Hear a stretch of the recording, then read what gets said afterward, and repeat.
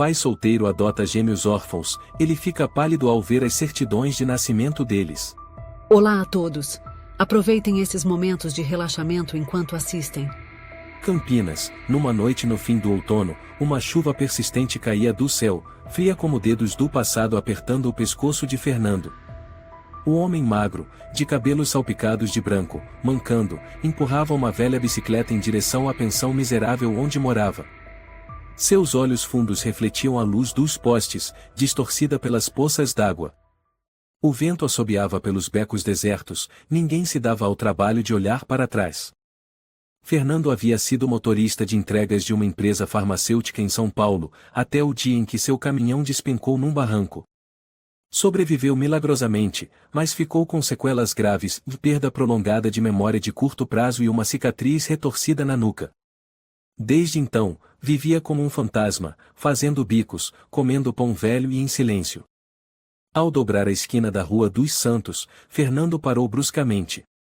No meio da chuva, ouviu um choro abafado, fraco como o miado de um gatinho. Debaixo de uma lixeira metálica, algo se mexia. Ele se aproximou, a mão tremendo ao levantar a tampa, e ficou paralisado.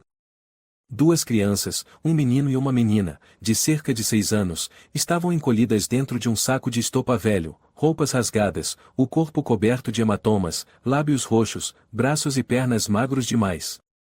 A menina olhou com olhos verdes marejados. O menino nada disse, apenas abraçou a irmã. Meu Deus, balbuciou Fernando.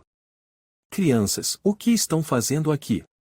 Quem fez isso com vocês? A menina sussurrou, com a voz rouca. Não leva a gente de volta para lá, por favor. Fernando tirou o casaco e envolveu os dois, ignorando a chuva fria e a rua escorregadia.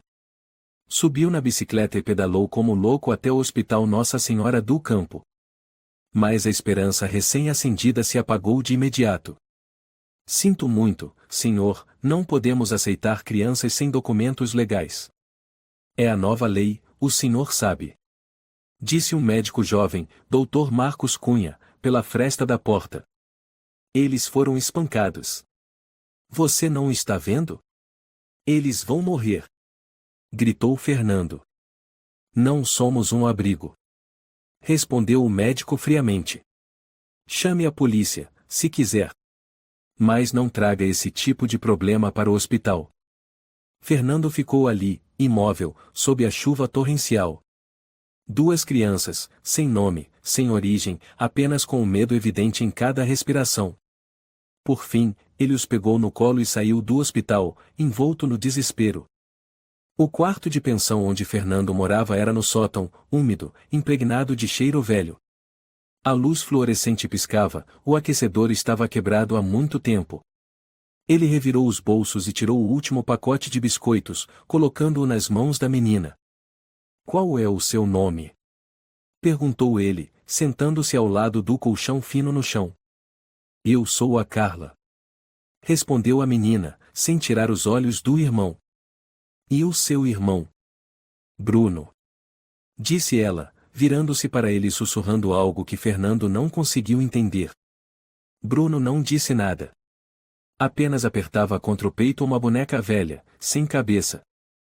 Fernando tirou os sapatos e limpou com um pano úmido as sujeiras do corpo dos dois. Suas mãos tremiam. Carla, quem deixou vocês ali? Um homem levou a gente num carro, ele usava máscara, tinha cheiro de remédio, disse que, se a gente fosse bonzinho, ia voltar pra mamãe. Mas a gente nem tem mamãe.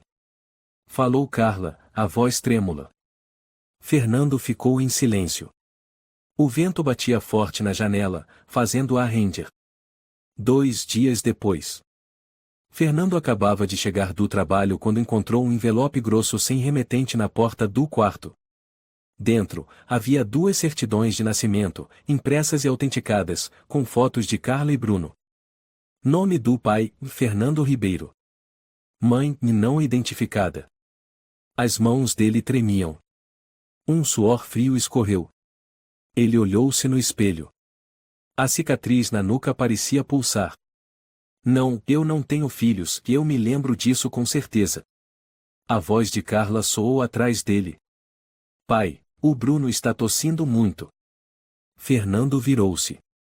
Carla o chamou de pai pela primeira vez. Não foi o moço, nem o tio. Você me chamou de pai? Carla assentiu. Porque eu sonhei que o pai salvava a gente. Quando a gente estava naquele lugar escuro, só o pai apareceu. Fernando não respondeu. A garganta apertada. Ele se sentou e abraçou as duas crianças. Sob a chuva fina que continuava caindo, aqueles três não sabiam o que eram uns dos outros, mas sabiam de uma coisa: precisavam um do outro para sobreviver. Naquela noite, Fernando foi até a mercearia do bairro. A dona era uma velha brasileira chamada Rosa, carrancuda e calada. De novo comprando mingau enlatado, Fernando? Resmungou ela. Sim. E também xarope infantil, o mais fraco que tiver. Infantil, é? Rosa estreitou os olhos. Não me diga que você está escondendo alguém no quarto. Aqui não é abrigo de caridade. Fernando apenas abaixou a cabeça. Eu não posso abandonar eles. Então se cuide. Já teve gente expulsa daqui por esconder fugitivos. Fernando pegou a sacola e saiu. A chuva recomeçava. A noite caiu. Carla tossia muito. Bruno estava com febre. Fernando ficou sentado ao lado deles, abanando com a manga da camisa. Ele sussurrou. Carla, se alguém perguntar amanhã, qual o nome do seu pai? Carla abriu os olhos e sussurrou. Fernando Ribeiro. Fernando ficou pasmo. Esse era seu nome verdadeiro, sim, mas como ela sabia? Como você sabe o nome do pai? Carla sorriu, fraca. Está naquele papel. E, no sonho, a mamãe chamou o pai assim. Mamãe? Fernando recuou, o coração disparando. Carla assentiu. Mamãe tinha cabelo preto, pele clara, olhos como os meus. Ela disse que o pai voltaria. Fernando segurou a cabeça. Sua visão turvou. As memórias vinham em flashes confusos. Será que ele já esteve com essas crianças antes? Será que era mesmo o pai delas? Ou apenas mais uma vítima de algum experimento doentio? Do lado de fora, passos se aproximavam. Alguém bateu forte à porta. Fernando se levantou, o coração apertado. Ele sussurrou para Carla. Não diga nada. A voz de um homem soou, fria. Fernando Ribeiro? Sou André Monteiro, do Departamento de Proteção à Criança do município. Precisamos conversar. Fernando recuou devagar, os olhos pousando na faca de cozinha em cima da bancada. Bruno se sentou de súbito, os olhos arregalados de pavor. É ele! Gritou o menino. Eu lembro do cheiro dele. Carla começou a tremer e se escondeu dentro do armário, puxando Bruno com ela. Fernando engoliu em seco, foi até a janela e pulou para a varanda vizinha, sumindo na noite gelada. A chuva não cessava. Fernando se encostou atrás de um muro de tijolos úmidos, o peito arfando, os braços protegendo as duas crianças tremendo de frio. Sua pensão não era mais segura. Aquele tal de Monteiro não era funcionário público. Fernando reconhecera o olhar dele algo que já vira em algum fragmento de memória esquecida. Pai! Carla chamou baixinho. O Bruno tá sonhando de novo. Fernando se abaixou, acariciando os cabelos da filha. Sonhando com o quê, filha? Carla sussurrou.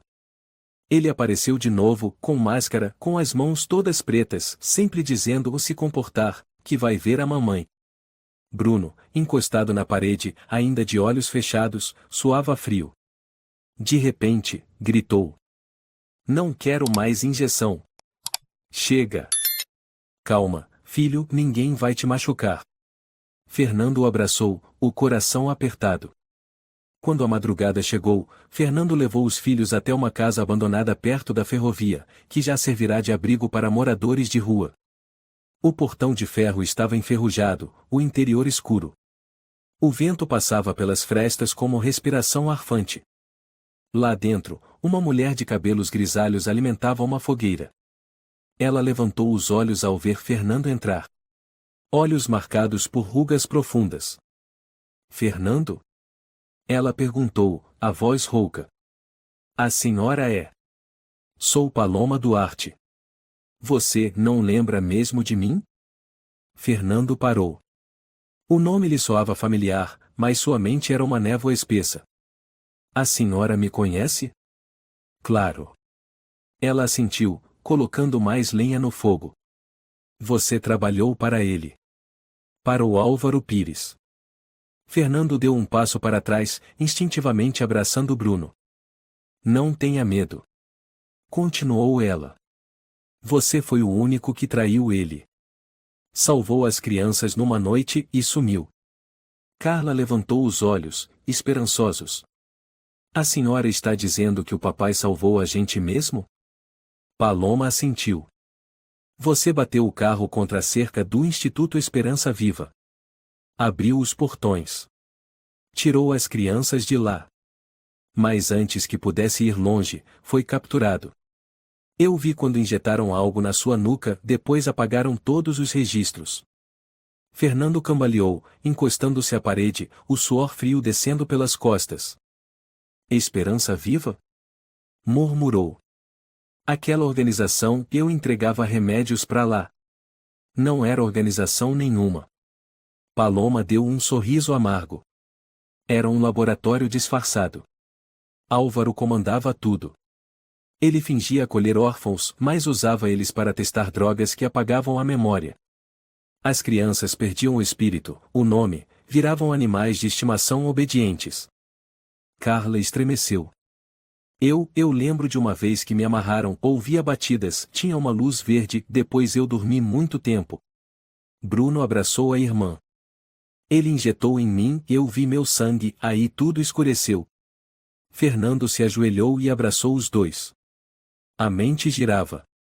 Fragmentos surgiam, do caminhão no penhasco, a lâmpada de sala cirúrgica, uma voz gritando ao pé do seu ouvido. Some daqui, ou vai esquecer até quem é. Paloma tirou um papel velho do bolso e o entregou a Fernando. Este é o endereço de uma mansão nos arredores de Itatiba. Era lá que eles faziam os experimentos principais. Mas depois da sua fuga, foi abandonada. Por que está me ajudando? Perguntou Fernando. Eu perdi um sobrinho para aqueles monstros. Nunca encontrei o corpo. Eu só estou viva até hoje esperando o dia em que alguém desmascare Álvaro. Respondeu Paloma, os olhos vermelhos. Fernando apertou os punhos. Eu vou tirar essas crianças daqui. Paloma assentiu. Mas tome cuidado. Se você ainda está vivo depois de tudo, é porque ele ainda não terminou com você. Na manhã seguinte, Campinas estava envolta numa névoa espessa. Fernando parou num café de beira de estrada para pegar um pouco de água quente para os filhos. O café era administrado por um senhor chamado Rodrigo Soares, conhecido de Fernando dos tempos em que ele ainda fazia entregas. Fernando? Há quanto tempo? Disse Rodrigo, servindo café com uma voz desconfiada. Só estou passando, preciso de um pouco de água quente. Rodrigo inclinou a cabeça. Ouvi algo na televisão. Você tá com duas crianças sem identidade? Fernando ficou em silêncio. Rodrigo olhou pela janela, onde Carla e Bruno estavam encolhidos debaixo do beiral. Não quero me envolver, mas se precisar de pão velho, pode pegar. Fernando assentiu, agradecido. Assim que saiu pela porta, o telefone fixo do café tocou. Rodrigo atendeu e, ao voltar, estava pálido. Você precisa ir embora agora. Alguém de São Paulo tá perguntando de você. Disseram que são da Esperança Viva. Fernando apertou a mão das crianças. A gente precisa ir. Agora. Naquela noite, quando os três estavam abrigados provisoriamente numa estação de trem abandonada, Carla teve um pesadelo. Ela gritou, chorando. Não leva meu irmão. Não tranca ele de novo naquela sala gelada. Fernando a acordou e tentou acalmá-la. Bruno se aproximou da irmã e sussurrou.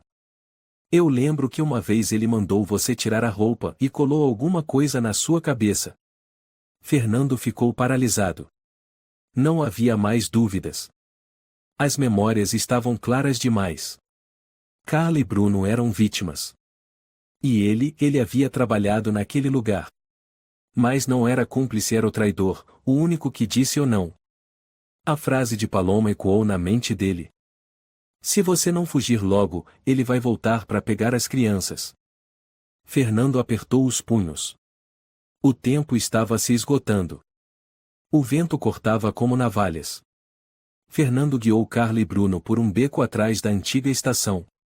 Respirava com dificuldade, os passos vacilantes.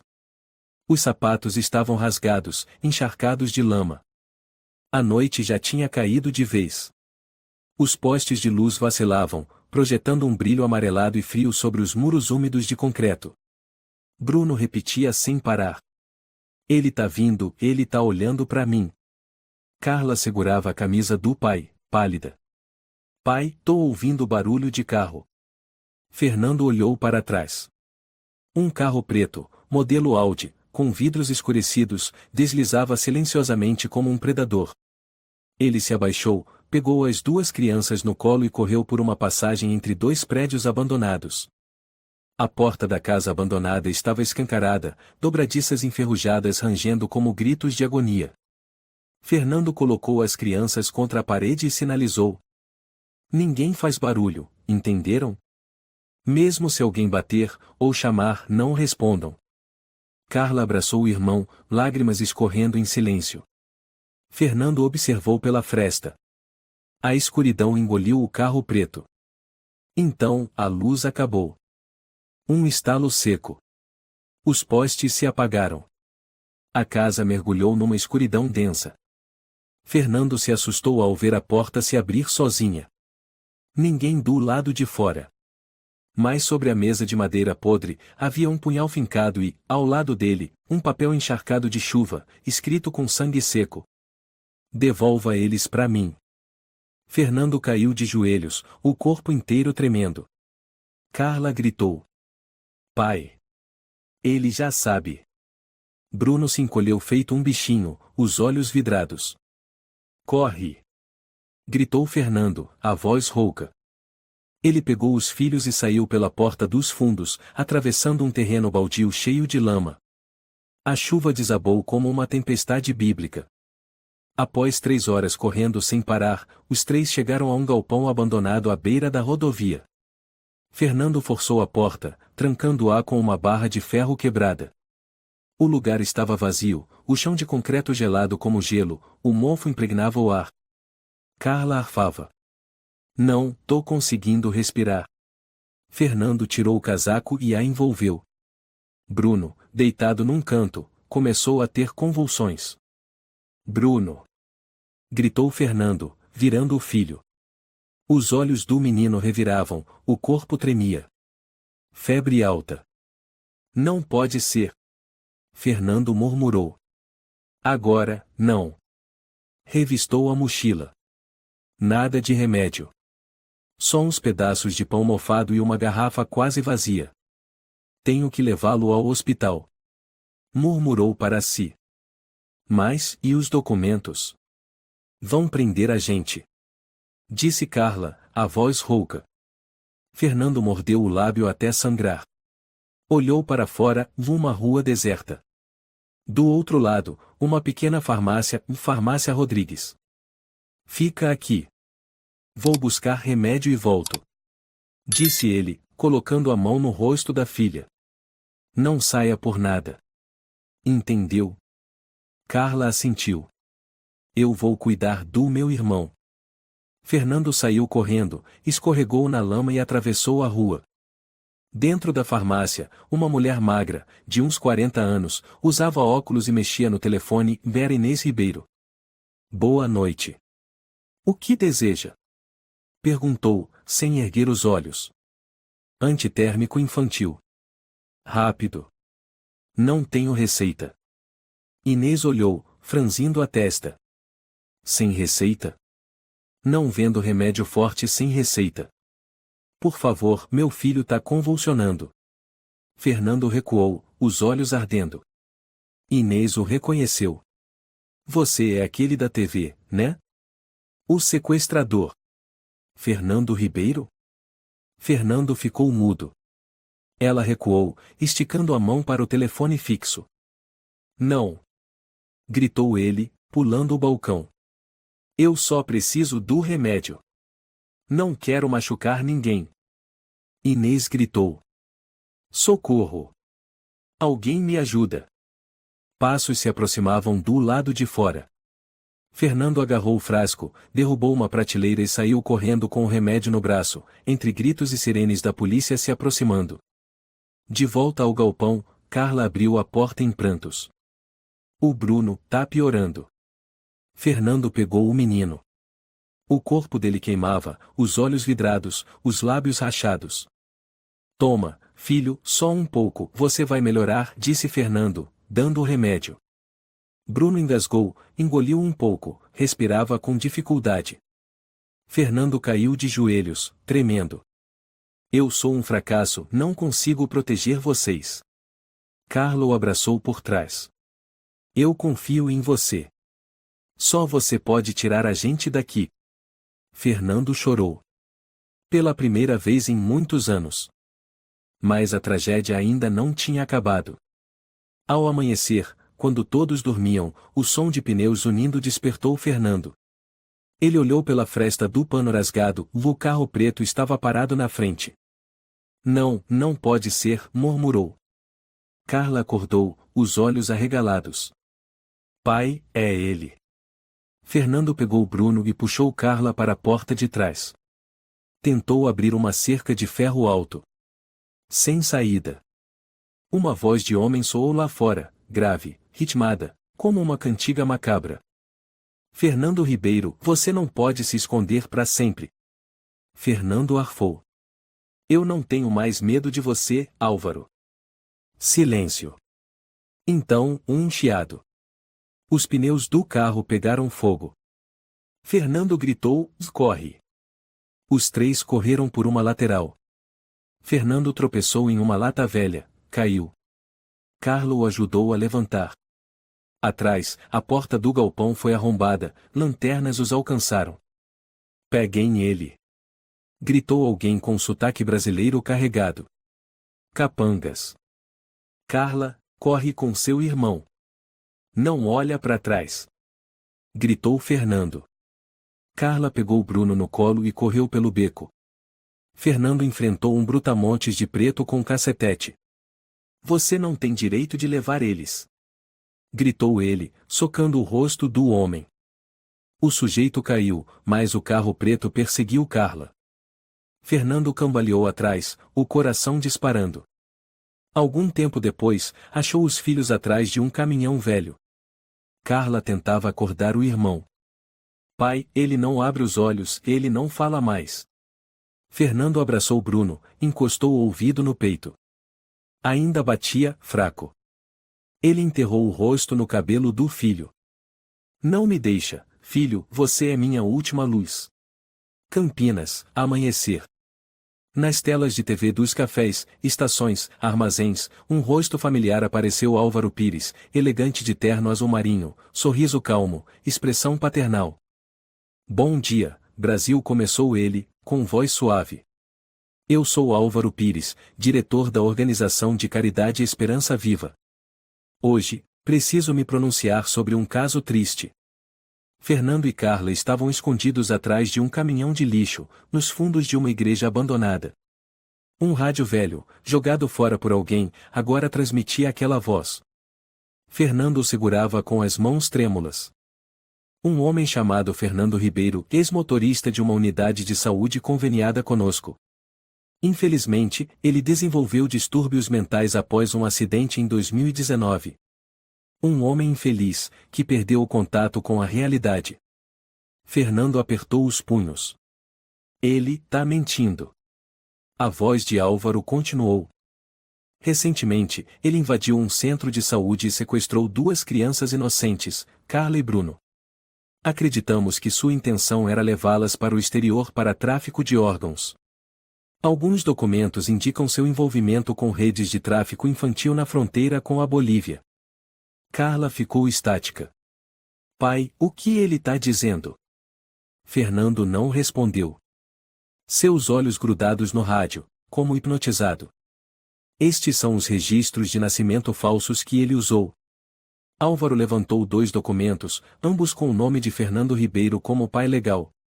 Já confirmamos, são forjados por um indivíduo perturbado. Ele terminou com um apelo. Se alguém encontrar o homem da foto, ligue imediatamente para a linha direta da Esperança Viva.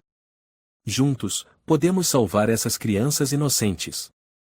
A imagem na tela mudou para o retrato de Fernando, rosto pálido, olhar perdido, uma foto tirada às escondidas dele alguns dias antes em um posto de gasolina. Desgraçado. Fernando socou o chão com força, o rosto pálido de raiva.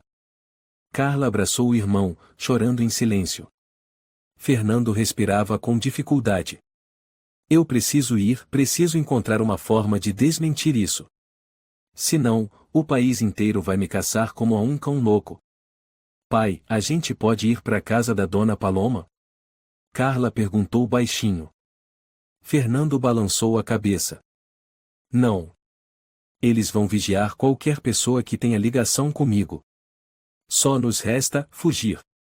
Mas antes. Ele olhou para Bruno, que respirava com dificuldade. Preciso de remédio.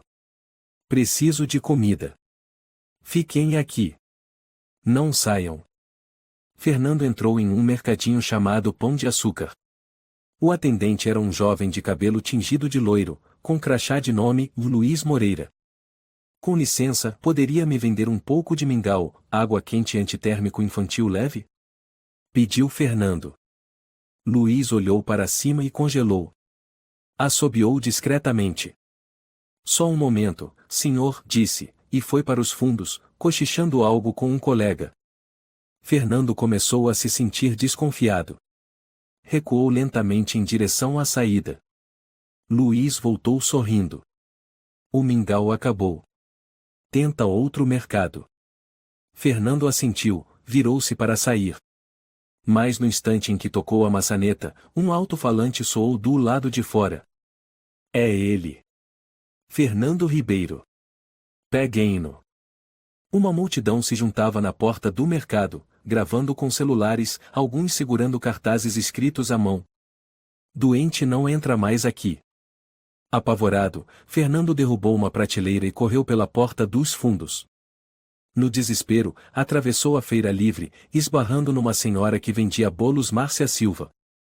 Os bolos caíram e se espalharam pelo chão. Monstro! Maldito! Gritou ela. É ele da TV. O sequestrador. Correndo, Fernando gritava. Eu não fiz nada. Vocês não sabem da verdade. Um homem musculoso do setor de hortaliças o alcançou e acertou um soco no ombro. Fernando caiu, sangrando na testa. Não encostem no meu filho. Ele gritou em vão, levantando-se aos trancos e correndo novamente. Por fim, voltou ao estacionamento subterrâneo abandonado onde Carla e Bruno se escondiam. Já era fim de tarde, a luz amarelada e fraca refletia nas manchas de óleo no chão. Carla correu e o abraçou, desesperada. Pai, onde o senhor foi?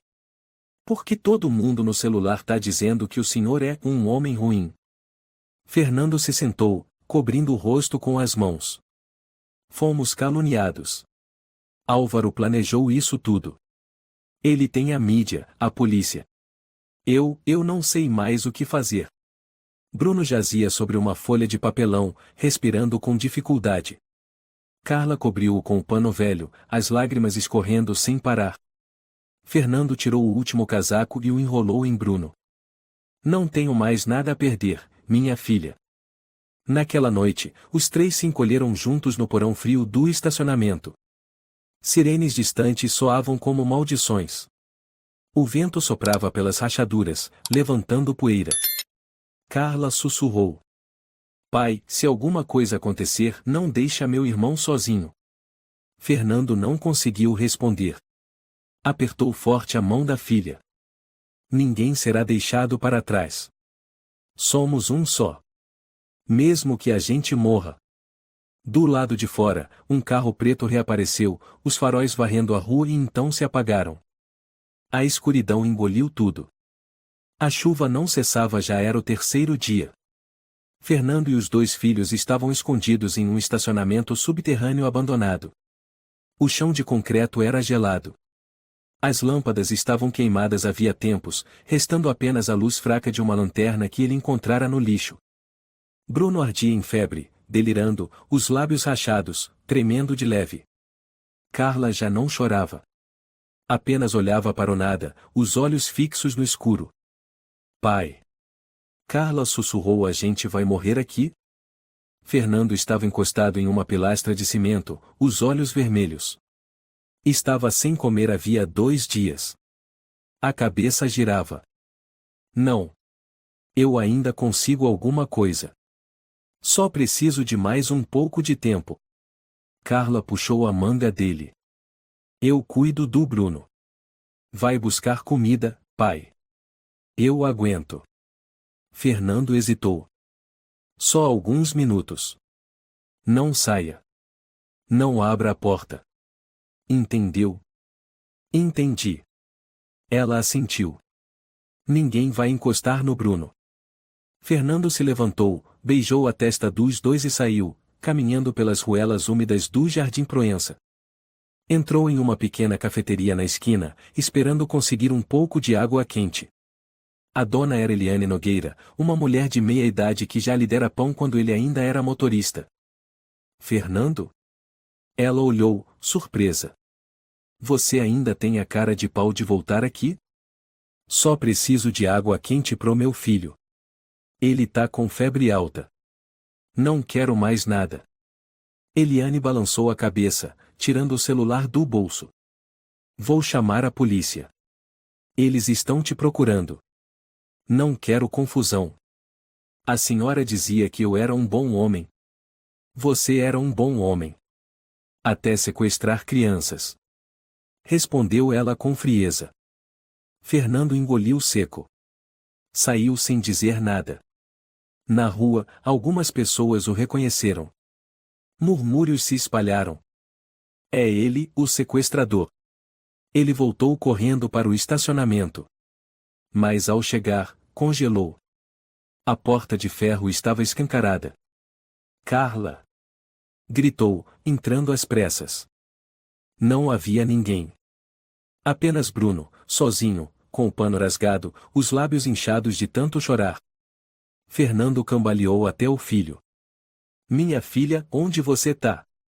Bruno abriu os olhos lentamente.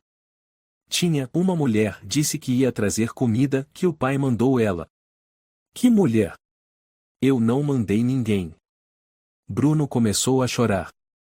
Fernando segurou a cabeça e gritou. Malditos! Pouco depois, o celular velho que ele encontrara no lixo tocou. Número desconhecido. Fernando atendeu. A voz de um homem soou doce e arrepiante. Fernando, que pressa! Nem vai me agradecer por ter achado sua garotinha? Filho da puta! Fernando urrou, eu vou te matar com as próprias mãos. Duvido que ainda tenha forças. A voz riu. Quer ouvir sua filhinha? Barulhos. Depois, Carla gritou. Pai! Pai, não deixa eles me furar de novo. Não deixa eles me furar. Carla! Fernando gritou, tremendo. A voz de Álvaro voltou, suave. Esse novo remédio é fascinante. Faz as crianças esquecerem cada pedaço da memória. Esquecerem a mãe, o pai, até o próprio nome. Esquecerem que já foram humanos. Para com isso! Berrou Fernando. Eu faço qualquer coisa. Só não encosta nela. Álvaro riu.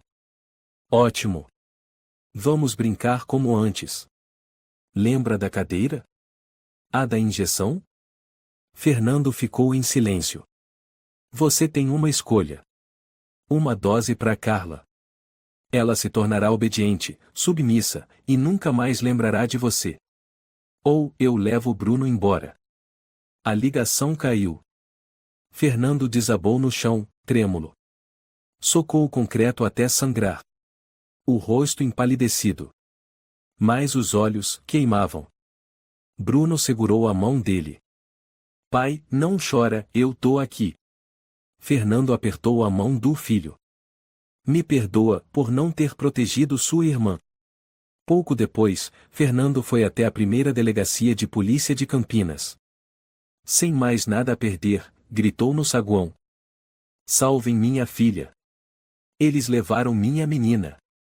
Todos se viraram. Um policial jovem se aproximou, o subinspetor João Santos. Fernando Ribeiro? Abaixe as mãos, ajoelhe-se. Eu não tenho arma.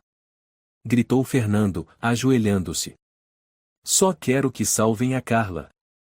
Ela só tem 6 anos. É minha filha. João aproximou-se e algemou Fernando. Temos ordem de prisão. Mas se quiser ver sua filha viva, fique calado. Vocês não têm alma. Fernando gritou, sendo arrastado. Um papel caiu do bolso dele, um desenho de Bruno, um homem mascarado com uma seringa na mão. João pegou o papel. Por um instante, seus olhos mudaram. Mas então, dobrou o desenho, guardou no bolso e se virou. Fernando foi trancado numa cela úmida. Algum tempo depois, uma mulher o visitou. Usava jaleco branco, doutora Lúcia Fernandes. Fernando Ribeiro? Ela disse, fitando-o nos olhos. Quem é você? Ele perguntou, rouco. Trabalho na Esperança Viva, mas não sou como eles. Fernando franziu a testa. Então por que está aqui? Lúcia suspirou. Sua filha está numa sala estéril. Álvaro está testando um novo remédio. Não posso fazer muito, mas posso te dar uma coisa. Ela lhe entregou um pendrive prateado. As câmeras do laboratório gravam tudo. Esta é uma cópia. Mas você só terá uma chance. Fernando pegou com as mãos trêmulas. Eu vou matá-lo. Eu juro. Lúcia olhou firme e assentiu. Vou deixar a porta aberta. Depois disso, é com você.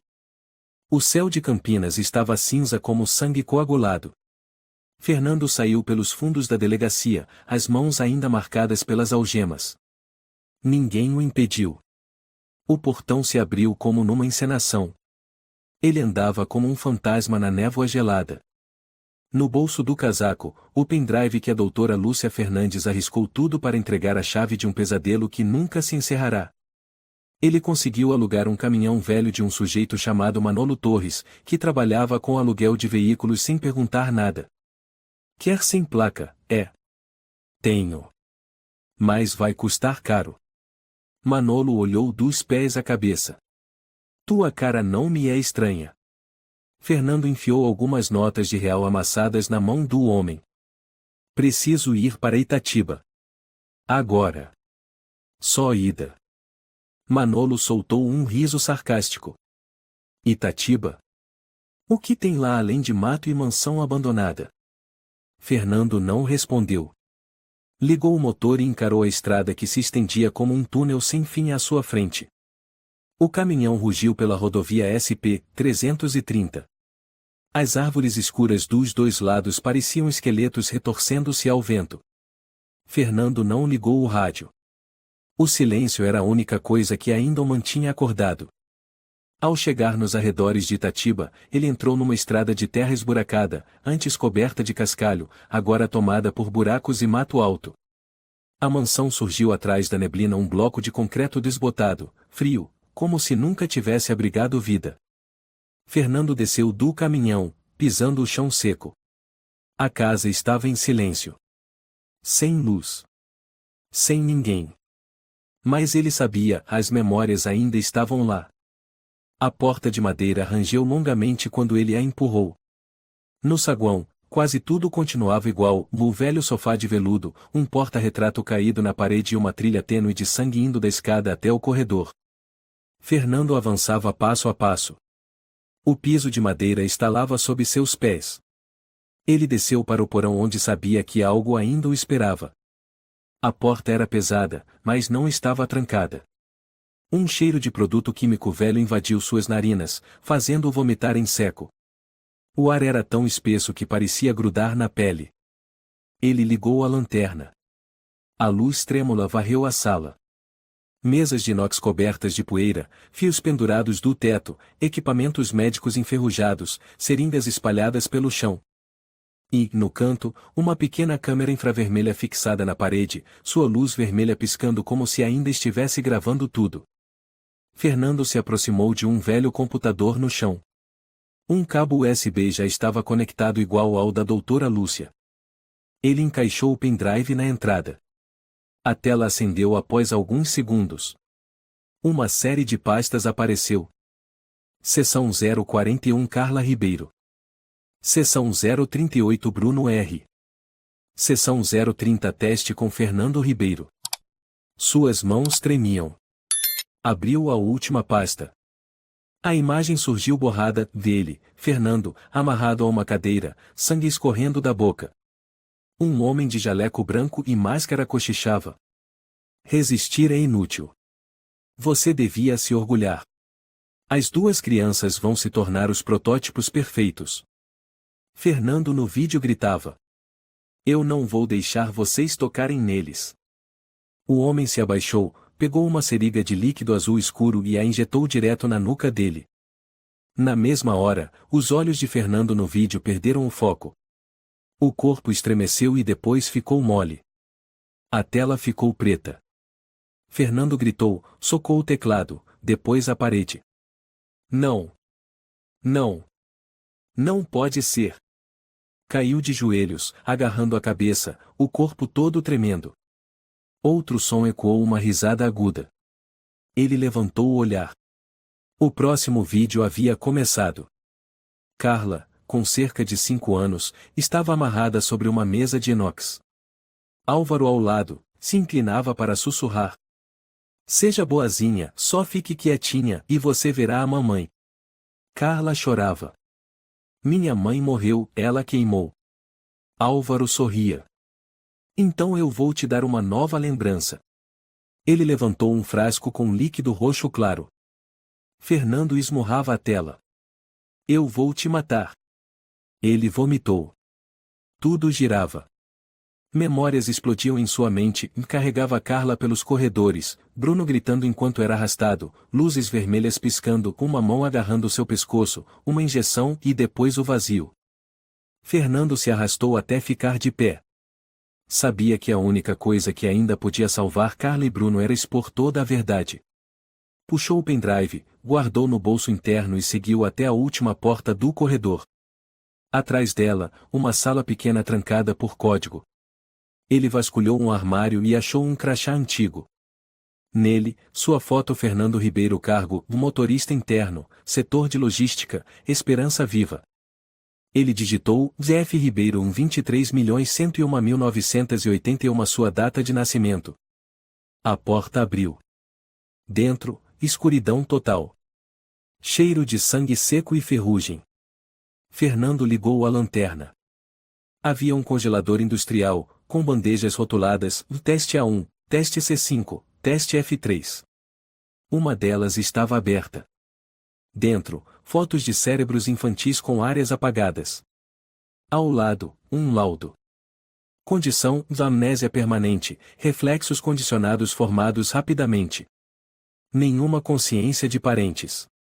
Fernando tremia, sentou-se no chão. Eles são produtos de experimento.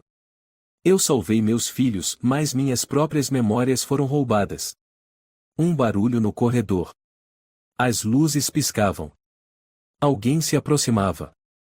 Ele enfiou os documentos no bolso e saiu correndo do porão como um louco. Cambaleava, tropeçava, mas não parava. No caminho de volta a Campinas, não ligou os faróis. No retrovisor, um carro preto o seguia à distância. Bruno estava esperando. Carla estava em cativeiro. E Fernando agora lembrava de tudo. Ele chegou a Campinas à meia-noite. A cidade mergulhada em trevas. Acelerava pelos cruzamentos vazios como um possesso, com o pendrive apertado nas mãos. A mente agora clara. Lembrava de tudo. De Carla gritando quando a arrancaram de seus braços. De Bruno sendo injetado e desmaiando na mesa. De si mesmo, preso na cadeira de metal, levando uma injeção na nuca. Dos olhos frios de Álvaro, como os de alguém vendo ratos em laboratório. Mas agora não havia tempo para chorar. Nem para lamentar. Carla estava em perigo. Álvaro já o esperava. O caminhão parou diante de um antigo galpão industrial na periferia da cidade, perto da linha de trem abandonada. Fernando reconheceu o local. Antigo depósito de equipamentos médicos agora, o covil central da Esperança Viva. O portão se abriu sozinho. Ninguém na entrada. Uma recepção silenciosa e arrepiante. Ele entrou. O ar era cortante. As luzes de teto tremulavam. O corredor era branco demais. Asséptico. Inumano. Uma voz surgiu pelo alto-falante. Bem-vindo de volta, Fernando Ribeiro. Eu sabia que você viria. Fernando cerrou os dentes. Álvaro, se você encostar um dedo nela, eu te destruo. A voz respondeu em tom calmo. Mas se fizer besteira, deixe o irmãozinho ver a irmã desaparecer. Uma porta se abriu no fim do corredor. Fernando entrou. Uma sala branca, ofuscante. No centro, Carla, amarrada a uma cadeira de metal, braços presos por cintos de couro, a cabeça coberta de sensores. Ela viu o pai e gritou. Pai! Não deixa eles fazerem isso. Pai! Fernando correu, mas 2 seguranças armados o contiveram. Álvaro saiu das sombras. Pela primeira vez, Fernando viu seu rosto por completo, pálido, cabelo penteado, luvas pretas. Ele segurava uma seringa pequena, cinza, gelada como a morte. Você se lembra, não é? Álvaro perguntou com voz gentil, como quem convida para um chá. Fernando arfava. Eu lembro. De cada criança que você transformou em zumbi. Eu lembro. Álvaro assentiu. Ótimo. Então você entende. Ele ergueu a seringa. Essa é a versão aprimorada. Uma aplicação, e ela esquecerá tudo, nome, idade, sentimentos, memórias, até o medo desaparece. Um novo começo, limpo. Carla gritou. Eu não quero esquecer. Pai. Não deixe eu esquecer da mamãe. Fernando gritou. O que você quer? Álvaro colocou a seringa sobre uma bandeja de metal. 2 opções. Você injeta nela. Eu libero você e Bruno. Pode seguir sua vida, fingir que nada aconteceu. E a segunda? Álvaro sorriu. Você recusa. Eu injeto nela, depois mato você. E o Bruno será o próximo. Fernando congelou. O silêncio era absoluto. Seu coração batia descompassado.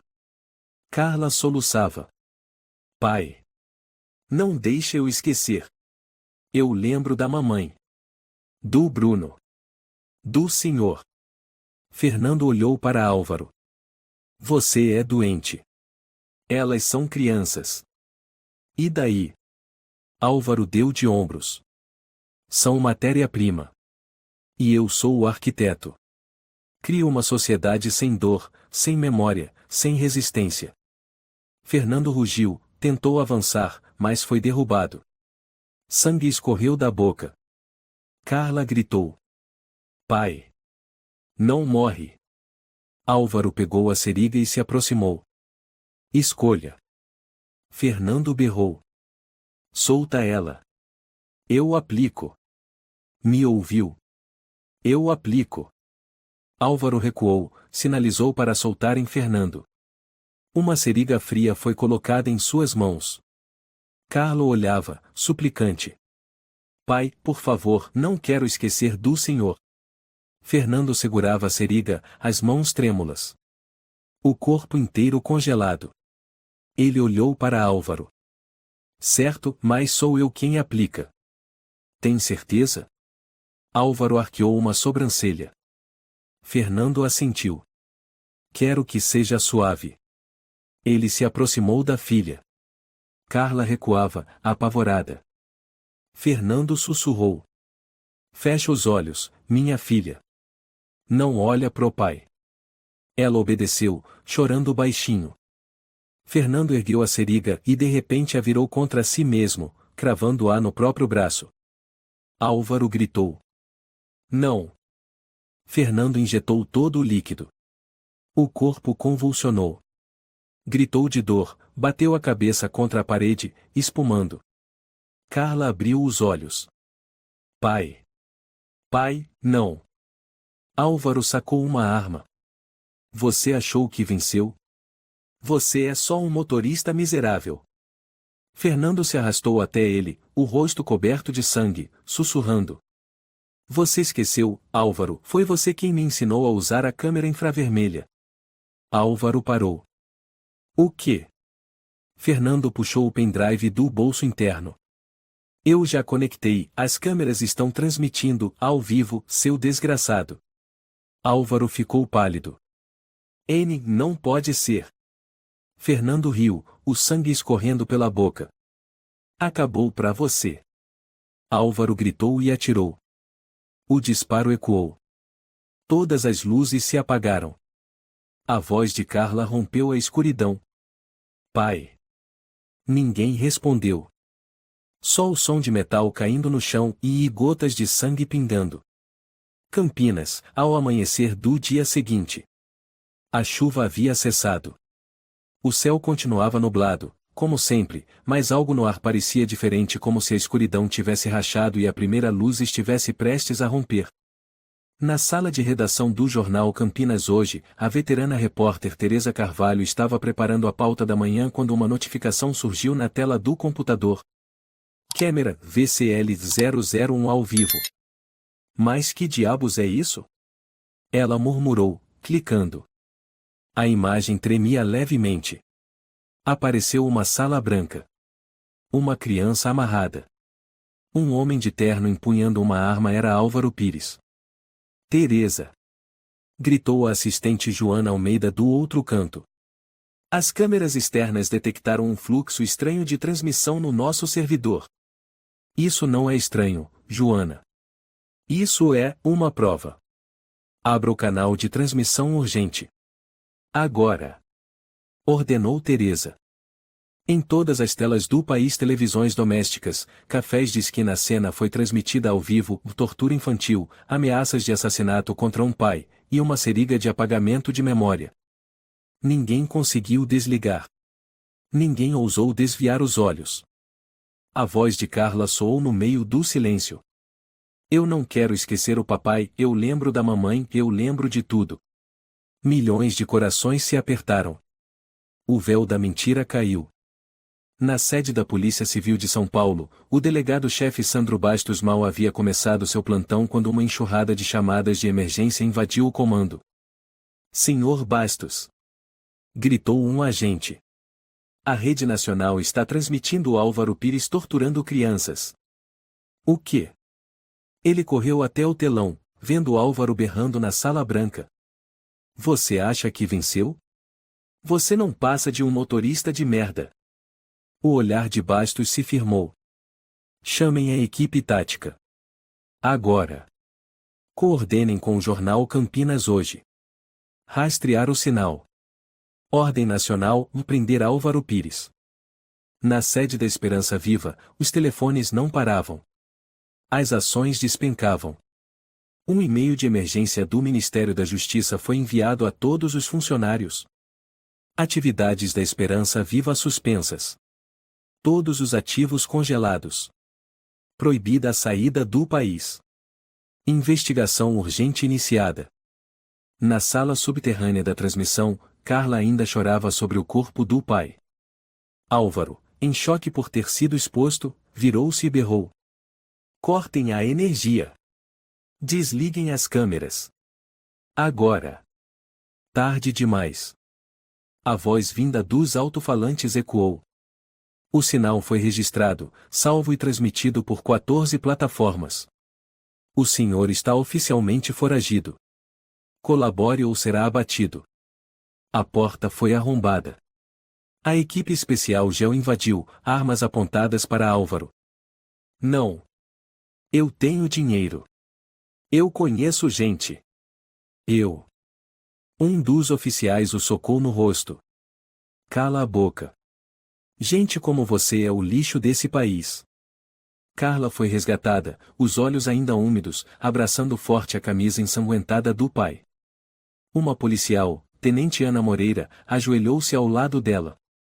Você é a Carla, certo? Agora você está segura. Vamos te levar para casa. Carla sussurrou. O papai e ele vai acordar, né? Ana apertou a mão da menina. Você nunca mais vai estar sozinha. Todo o complexo foi lacrado. As salas com arquivos, amostras e equipamentos foram catalogadas e encaminhadas para a perícia criminal. Ali estavam horrores que ninguém jamais imaginou, corpos congelados de crianças, registros de lavagem cerebral, imagens de cérebros danificados irreversivelmente. No estúdio do jornal Campinas Hoje, Teresa Carvalho foi convidada ao vivo. Acabamos de receber confirmação oficial do ministro da Justiça, Álvaro Pires está preso por crimes contra a humanidade. Seus crimes incluem tortura, testes ilegais em crianças, falsificação de documentos e tentativa de homicídio contra o denunciante. Tudo devidamente documentado. Joana olhou para Teresa, com a voz embargada.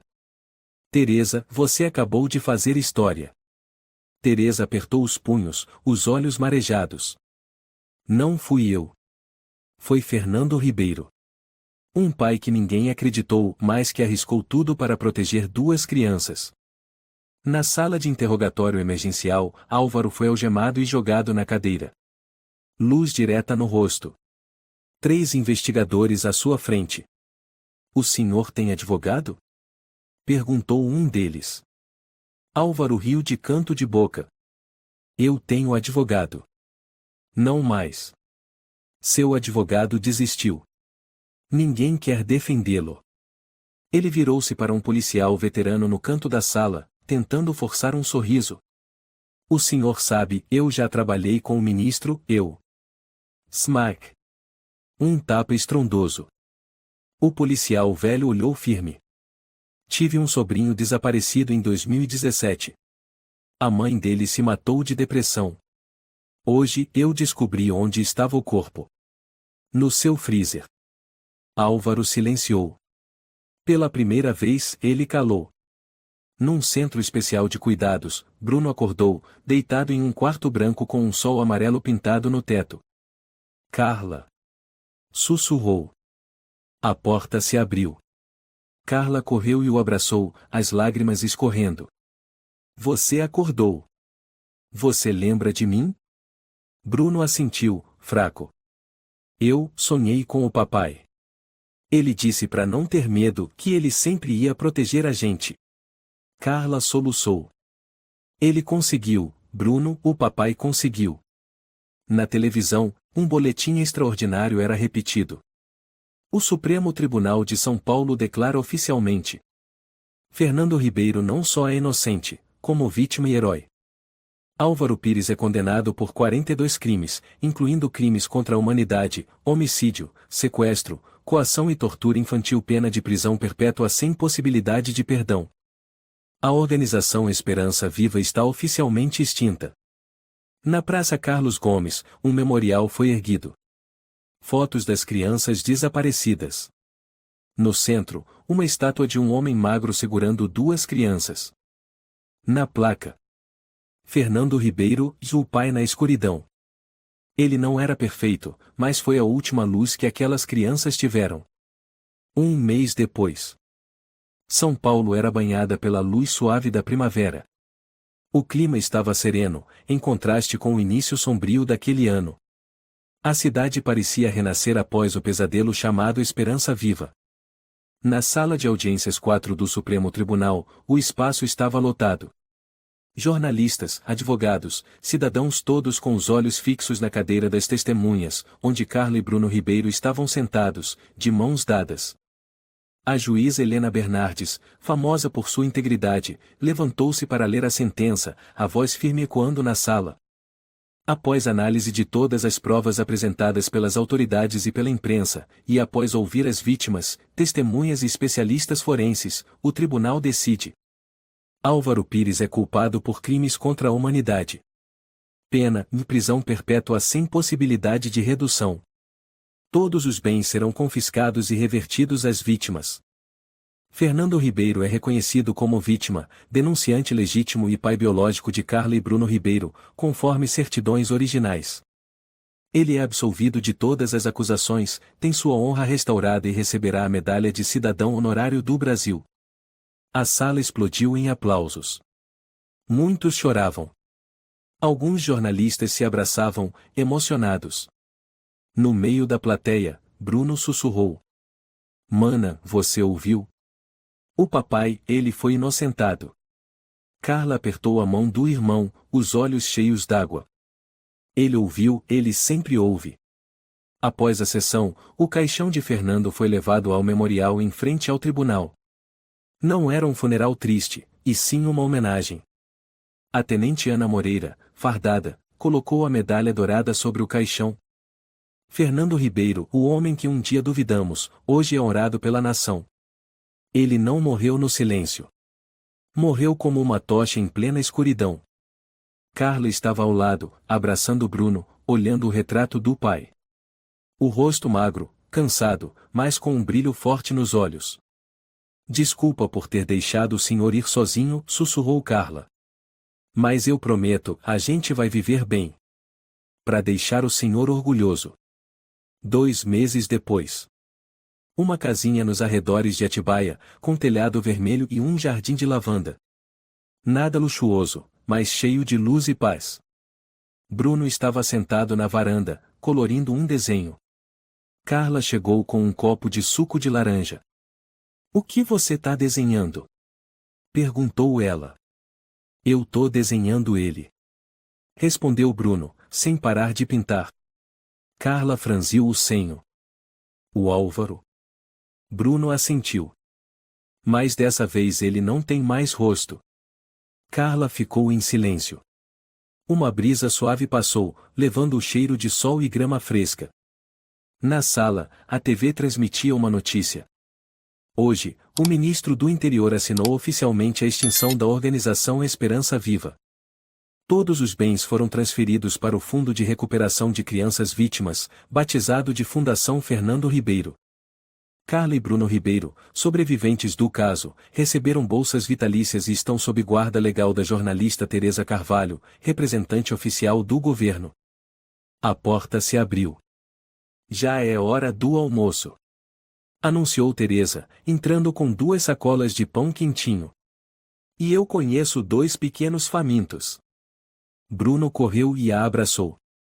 "Dona Teresa, eu acabei o desenho." "Deixa eu ver." Sorriu ela.